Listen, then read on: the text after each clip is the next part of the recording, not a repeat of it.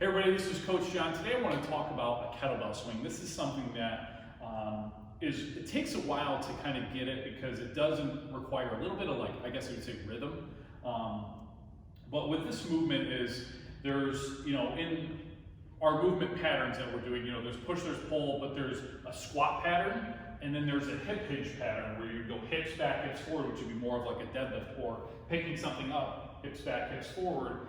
This is all through your hips. So what a kettlebell swing is, we would grab the kettlebell, we're gonna pull into our hips, and then from here I'm gonna drive through, squeeze my butt, and through the power of my hips going forward, it's gonna bring the arm up. Okay, and as it comes down, the weight's gonna sit my hips back, and then from here, I'm gonna absorb the force and then come back and squeeze and push again to get it going. Now, this is an awesome movement for power development with your hips. It's a huge conditioning tool and also gets your heart rate up. So it's very similar to the benefits of, say, a sled push.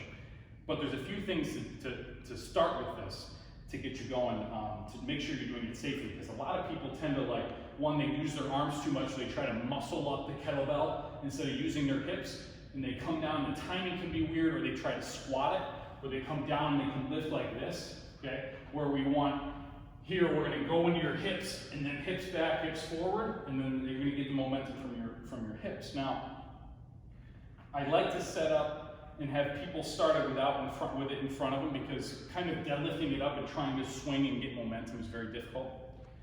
What we want to do is, so wide stance, I'm gonna reach out, and I'm gonna grab the kettlebell, and then from here, I'm gonna tighten up and pull my shoulder blades in tight so that I'm all locked in. Everything tight, and then from here, you want to think about hiking a football where you're going to throw, okay, say you had a hook football, and you're going to hike it back.